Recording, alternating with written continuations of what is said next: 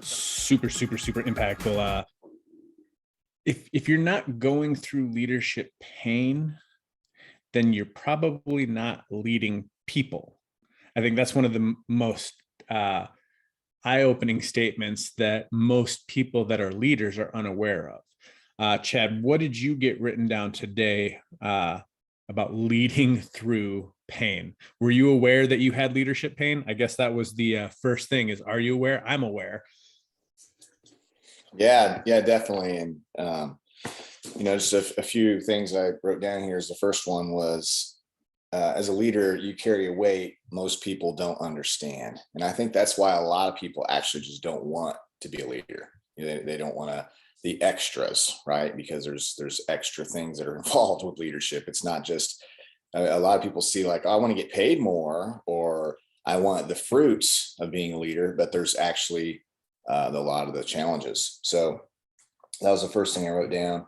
He said there's almost no such thing as leadership progress without leadership pain. And I'm sure you would agree with that, Joel. And in my experience and with It Works and in the military and different things, I've definitely experienced that. And he just broke down that there's different types of pain. That there's a personal pain, there's the your fault pain. I think I like that he mentioned that, because that's a hard one for, I think, a lot of leaders to swallow, is that they're the ones that are creating the unnecessary pain sometimes. And to do a self-evaluation, check up from the neck up and realize that that's going on. And then he mentioned external, acknowledging the problem exists, and one thing that really stood out to me here was about a lot of times leaders just believe the best and being very good at self-deception. And that would be me. And I think a lot of people, you have to acknowledge that there's a problem, because if you don't acknowledge it, then you're just ignoring it. And it's like when you open the refrigerator and you're like, oh, that stuff's probably old, let's just not worry about it right now. And then you go back like a month later, and when you finally open the Tupperware thing up, the problem's gotten worse. The smell's gotten worse, right? That's kind of what happens with problems in leadership. The value you bring, this is the one I want to kind of sit on for a second, because I think this is really, really important. The value you bring is the problems you solve. And of course, in leadership, the more problems you solve, the more valuable you are, because there's not that many people in the world that are leaders that are solving a lot of problems. And there are a few leaders that are like the only types of person that can solve certain problems, because they've evolved to that kind of level. I love Jim Rohn when he talks about Jesus, because he talks about how Jesus was a miracle worker. Everywhere Jesus went, he was solving problems. People were freaking out all the time. They're in the boat thinking we're going to die. And he's like, no, we're not. People are like, oh, this person, this is happening. He's like, I'm not worried. And so in one of Jim Rohn's trainings, he always says, you got to hang around with these people that are miracle workers. He says, I have a lot of friends that are miracle workers. People say, oh my gosh, huge problem. And they say, no problem. And it's interesting because, and I'm sure, Joel, you've met people, and I probably started off the same way in leadership. When you have a little problem, 20 years ago, you're probably like, oh my gosh, what do I do? What do I do? What do I do? And now you've seen that problem and you've gone through it so many times that now it's just like what some people might look at as like a wasp trying to sting you. You see it as a gnat, and you're like, oh, that's not a problem anymore. I've dealt with that one. And I had to pull this up because I thought this was so good concerning leadership. This is something Dennis Waitley said. He said, winning is never whining. Winning is coming in fourth, excited and exhausted because you came in fifth last time. Winning is treating animals like people and people like brothers and sisters.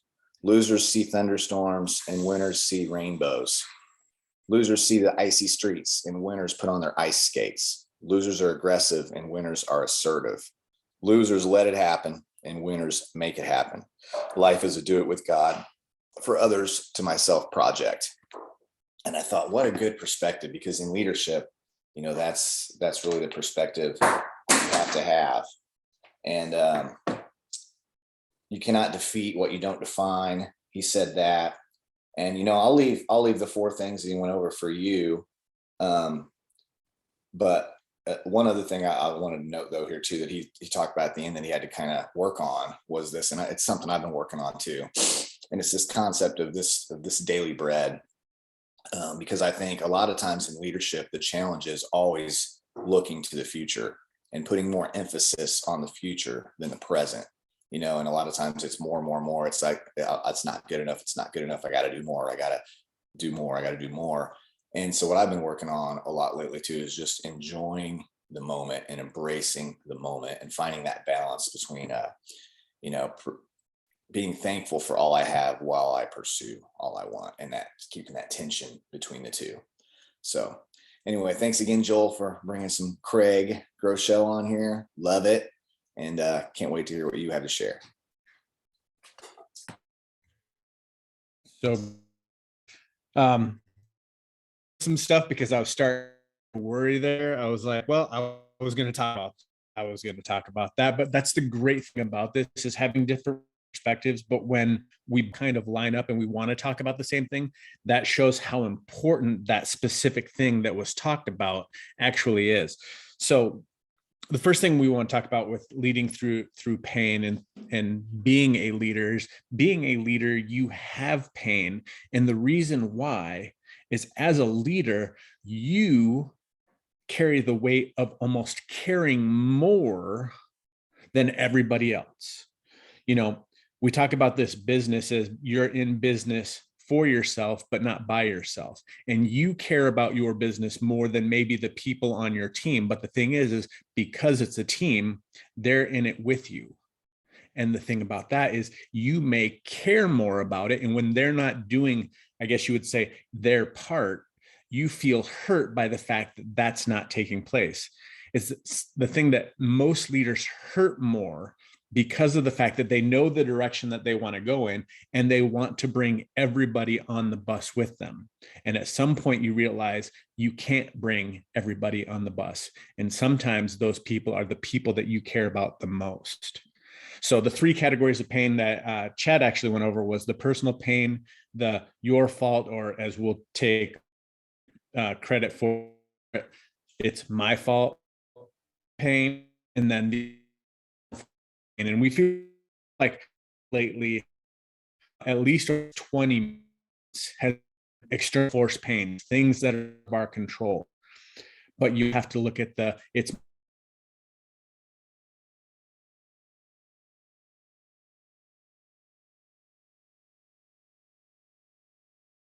in the moment.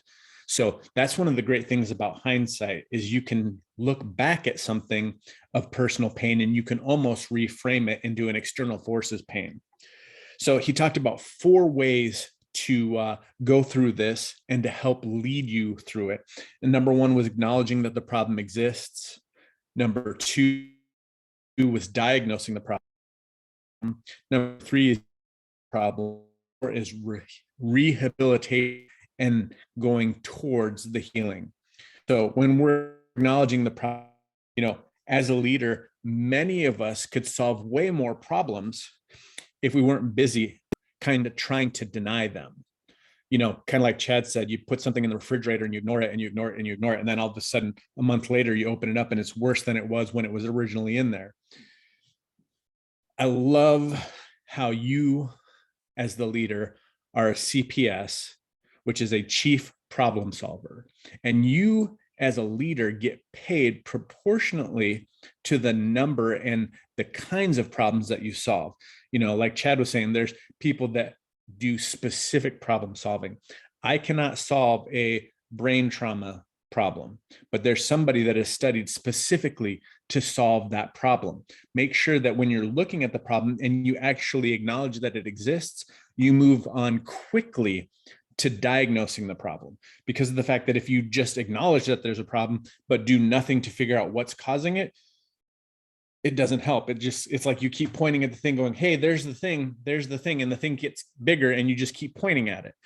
The next step is to start to diagnose it. And he goes, you cannot defeat what you can't define.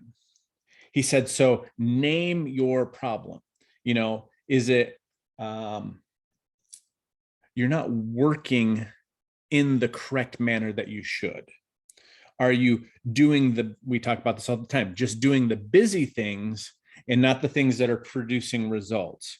He goes, if we don't accurately diagnose the problem, We may just be treating the symptom. So if you're going out and doing the thing, aren't solving the problem. We talk about this with our product all the time. If you're not taking care of your foundational nutrition and putting the right things into your body can't operate on a level that it was designed to operate. So if you don't know what you're missing, how do you know what to fix? He said, sometimes as a leader, you are the problem. And he goes, ultimately, if you can't diagnose the problem and you can't see the problem, chances are you are the problem. And a lot of times you can figure this out really quickly when statements are, my team isn't doing X. My team isn't doing this. My people aren't doing this. Well, the question that you need to turn around and ask is, when was the last time you did that? Because you as a leader are showing up and showing your team what to do. He says, in any growing organization, you as a leader will hit a ceiling. Guys, that's why we're on here constantly, is because we're constantly trying to raise the ceiling, not only for us, but for you guys as well. Because when you raise the ceiling, you can raise the capacity of your entire team. He goes, and when you don't grow through those ceilings, you become the limiting factor of your team. So if your team isn't growing, look and see if you're the one growing and bringing those people to growth with you. Number 3 was treat the problem. He goes, here's the hard reality. You never solve a problem by avoiding it. And I highlighted this one. So the difference between where you are and where you could be might be the pain that you're unwilling to endure. We talk about this all in our business. Us, of the pain of loss, pain going on in our life, we're bigger than sharing this opportunity with somebody, telling somebody about amazing products. You know, a lot of people these days are scared to do anything in person. Your hope for the future has to be bigger than the pain of what you are going through currently. When that happens, you're able to treat the problem. He said, solving the problem will be expensive, disruptive, painful, and there will be a longer healing process than you ever thought possible. But that healing process is so worth it because of the fact that at the end of it, you are bigger, better, and stronger to handle the next thing that comes. Kind of like Chad was saying, you know, when you started out, that thing was a wasp stinging you. A couple years down the road, that exact same thing that was a wasp for you is now just a gnat that you're just brushing right off. And it also helps you to help somebody else through when they think that that's a wasp, because you can show them that it actually isn't and show them how you got through. Number 4 was rehabilitating towards healing. He said, the most important thing to know about this is that when you go through the treatment process, there's a season of rehabilitation, because you almost have to reprogram people from what may have been the bad habits to the new habits that you want to accomplish. He said things like, we are maybe not doing this anymore, but this is where we're going. Always talking about what's the new thing that you're doing, what's the corrective portion of that. He said, growth and comfort never coexist. He said, always help your team create healthy new habits and then reinforce them. And that's how you will take everybody from going through the pain portion through the new healthy portion that changes your team's outcome. Guys, we hope this helped you guys a lot. I know that this was something for me that was really, really powerful, because like Craig was saying, sometimes you go through things and you realize that once somebody brings it to light, you didn't know that something was happening. You don't know what you don't know. And hopefully what you didn't know today is something that you know, and you can go out and use this to help people go through what we call leadership pain. The leadership of going out and changing lives is so important that we want you to continue on this path. We can't wait to see the amazing things that God has in store for you this year. It's going to be an amazing 2022, and we'll see you again next year. Go out and make an amazing week, guys. We'll see you soon.